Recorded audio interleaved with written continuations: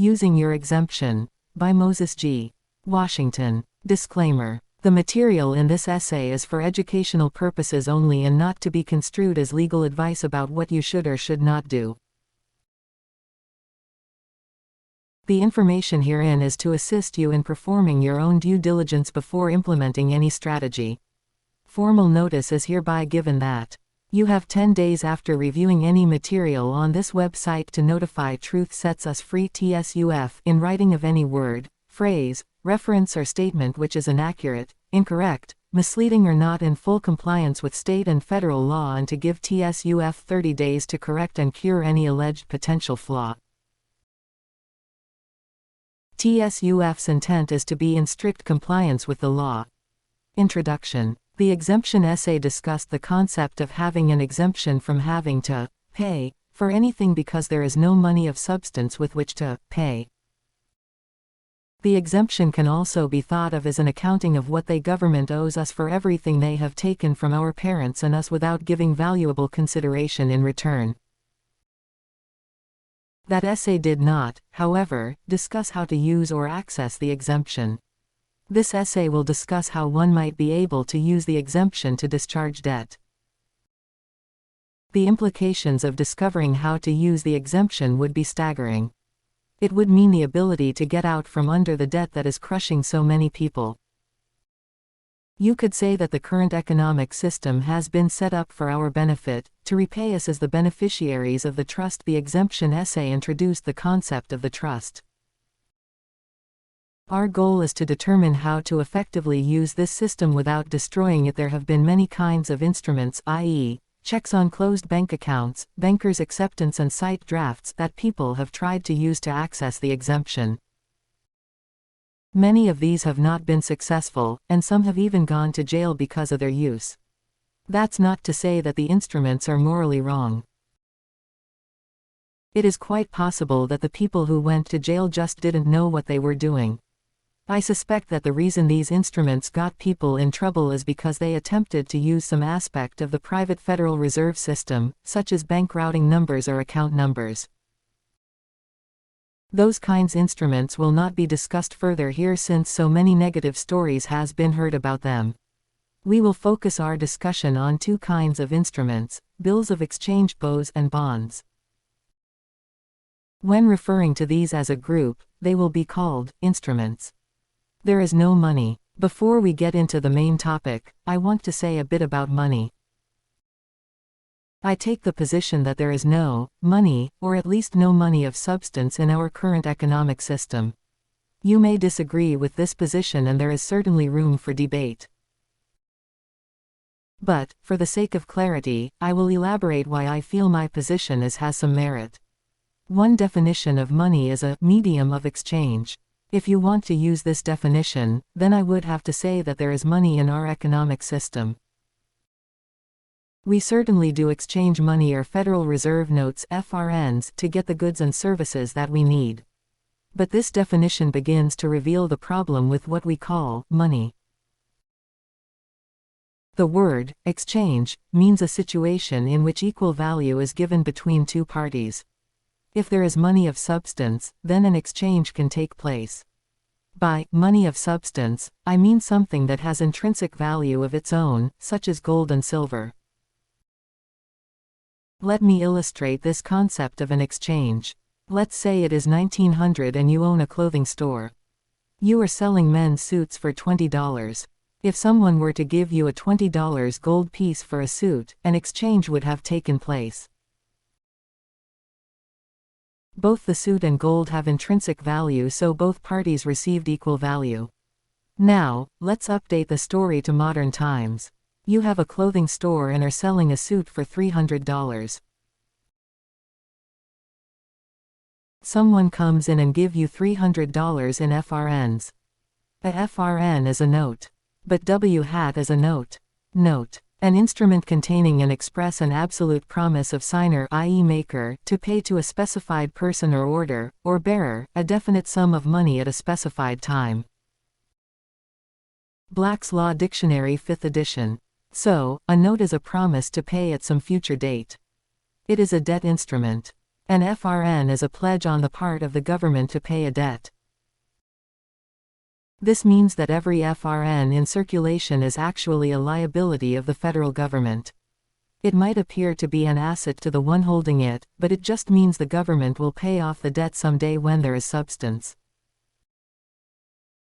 FRNs are backed by the full faith and credit of the United States. But where is the government going to get assets to pay off all these liabilities? The government is an artificial entity that has no source of wealth on its own.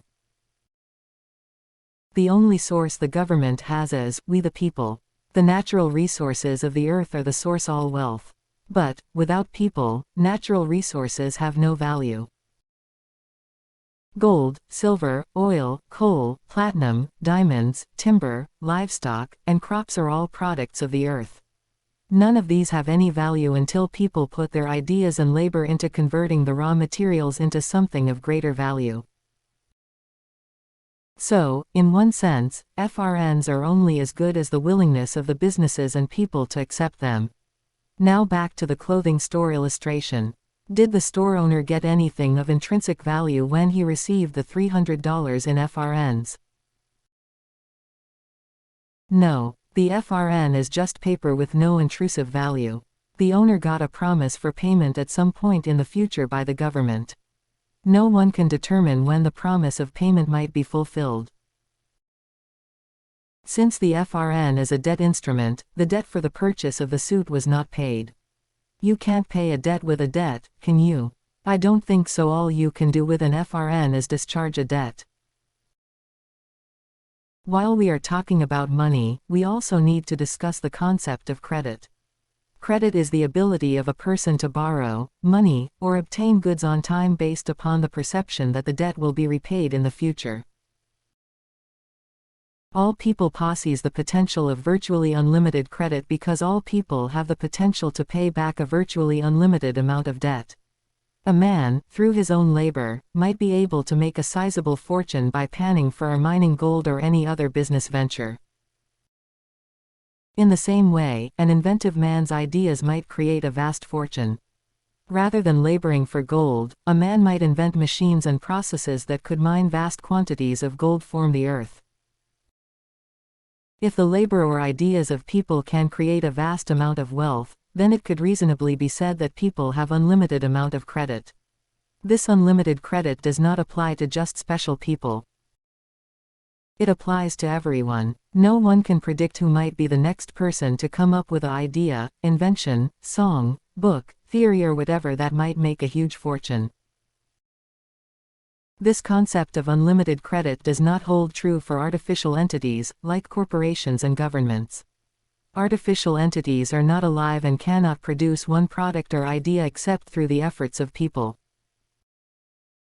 If a banker is willing to give a corporation a large amount of credit, it is only because the banker is convinced that the corporation has organized their people in such a way that they can create the amount of wealth necessary to repay the debt. In fact, one could say that artificial entities can only create debt. It takes no creative power to create debt. It does, however, take creative power to repay debt. When a company issues a person credit, is the company really risking any of its own resources to give the credit? Research has led me to the conclusion that the answer is no.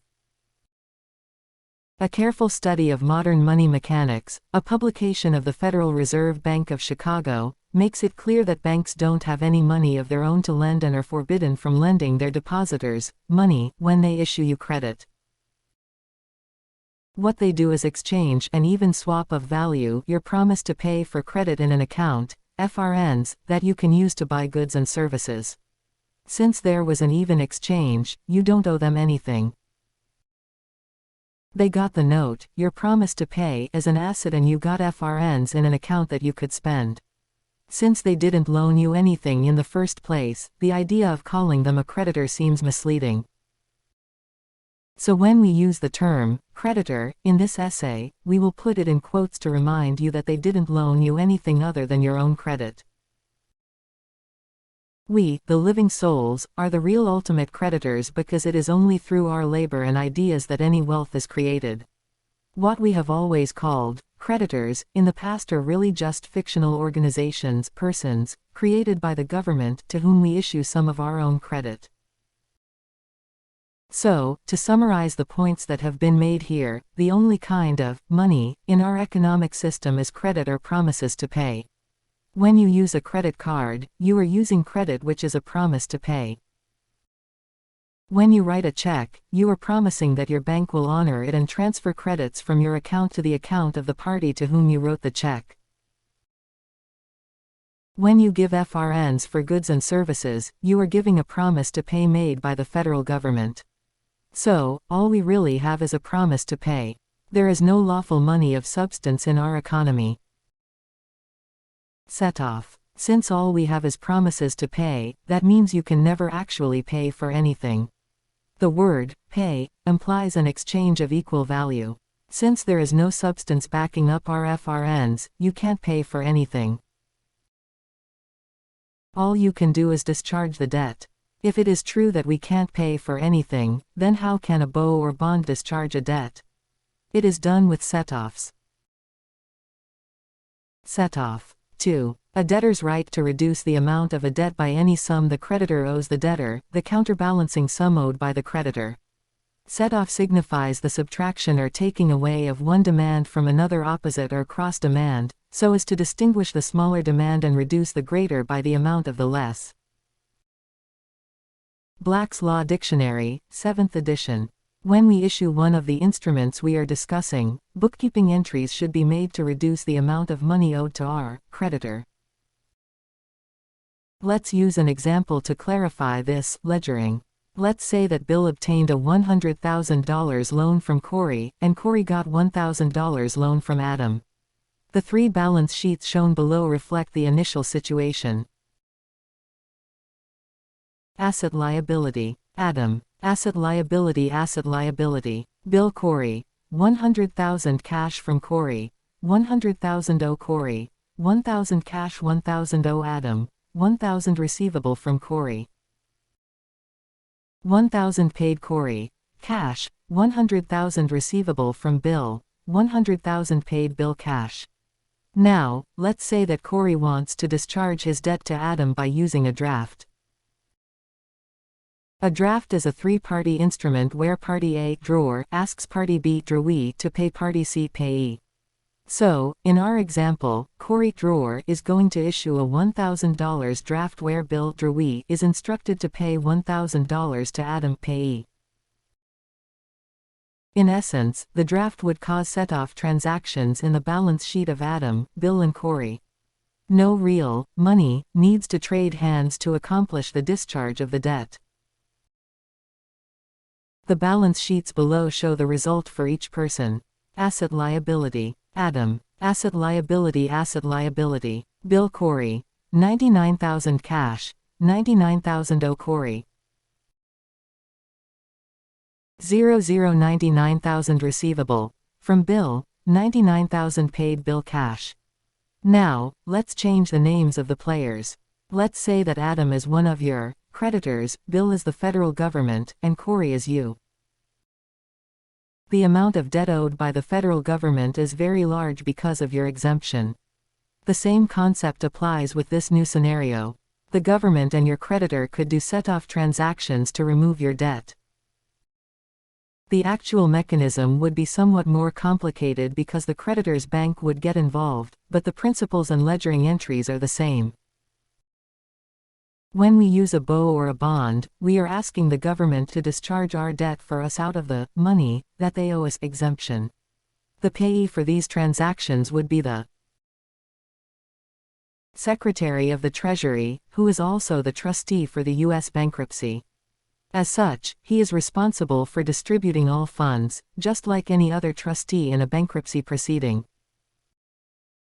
So, we ask him to be our banker and discharge our debts for us. This is what HJR 192 of June 5, 1933 says the government will do. The government will discharge our debts, dollar for dollar. Other than FRNs, most of money that flows in our economy is just bookkeeping entries or digits in various computers. When debts are discharged, no real money flows. The only thing that happens is that bookkeeping entries are made on various computer systems. When you write a check to a merchant, eventually the merchant's checking account will be credited with the amount of the check, and your checking account will be debited with the same amount. When you use a debit card, the same thing happens. The only thing that is different is that no check is written, it's all done electronically. Debts that can be discharged. Now we'll describe what kinds of debts can be discharged with these instruments. Bows and bonds can only be used to discharge public debts, not private debts. But what is public debt and what is a private debt? I define private debt as debt between two living souls, man to woman, etc., and public as debt to any legal fiction or any entity created by or authorized by the government. This means the public would include any government entity, municipal corporation, any corporation, S corp or C corp, limited liability company or partnership, statutory trust.